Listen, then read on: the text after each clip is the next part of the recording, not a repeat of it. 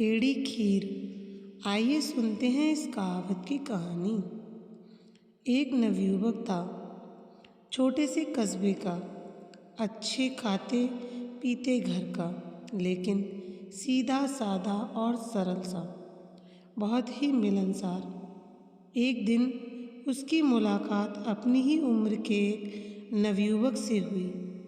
बात बात में दोनों दोस्त हो गए। दोनों एक ही तरह के थे, सिर्फ दो अंतर थे दोनों में। एक तो यह था कि दूसरा नवयुवक बहुत ही गरीब परिवार से था और अक्सर दोनों वक्त की रोटी का इंतजाम भी मुश्किल से हो पाता था।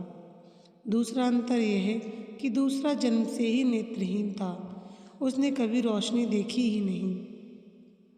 वह दुनिया को अपनी तरह से टटोलता पहचानता था, लेकिन दोस्ती धीरे धीरे गाढ़ी होती चली गई।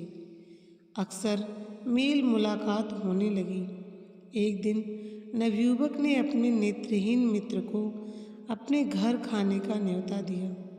दूसरे ने उसे खुशी खुशी स्वीकार किया। दोस्त पहली बार खाना खाने आ रहा था। अच्छे मेजबान की तरह उसने कोई कसर नहीं छोड़ी। तरह तरह के व्यंजन और पकवान बनाए। दोनों ने मिलकर खाना खाया। नेत्रहीन दोस्त को बहुत आनंद आ रहा था। एक तो वह अपने जीवन में पहली बार इतने स्वादिष्ट भोजन का स्वाद ले रहा था। दूसरा, कई ऐसी चीज़ें थीं जो उसने अपने जीवन में इससे पहले कभी नहीं खाई थीं।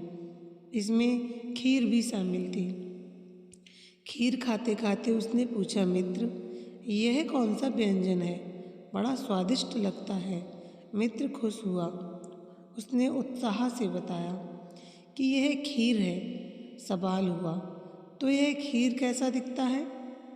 बिल्कुल दूध की तरह ही सफ़ेद।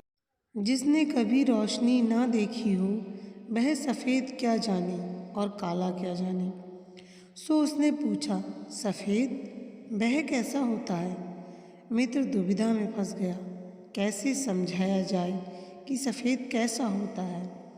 उसने तरह तरह से समझाने का प्रयास किया, लेकिन बात बनी नहीं। आखिर उसने कहा, मित्र, सफ़ेद बिल्कुल वैसा ही होता है जैसा कि बगुला। और बगुला कैसा होता है?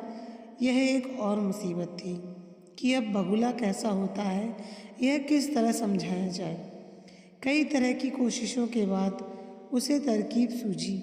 उसने अपना हाथ आगे किया, अंगुलियों को जोड़कर चोंच जैसा आकार बनाया और कलाई से हाथ को मोड़ लिया।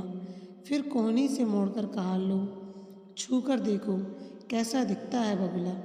दृष्टिहीन मित्र ने उत्सुकता में दोनों हाथ आगे बढ़ाए और अपने मित्र का हाथ छू छू कर देखने लगा। हालांकि वह इस समय समझने की कोशिश कर रहा था कि बगुला कैसा होता है, लेकिन मन में उत्सुकता यह थी कि खीर कैसी होती है। जब हाथ अच्छी तरह टटोल लिया तो उसने थोड़ा चकित होते हुए कहा, अरे बाबा, ये खीर तो बड़ी टेढ़ी चीज़ होती है। वह फिर खीर का आनंद लेने लगा, लेकिन तब तक खीर टेढ़ी हो चुकी थी। यानी किसी भी जटिल काम के लिए मुहावरा बन चुका था, टेढ़ी खीर। Thanks for watching. Please like, share, comment and subscribe to my channel.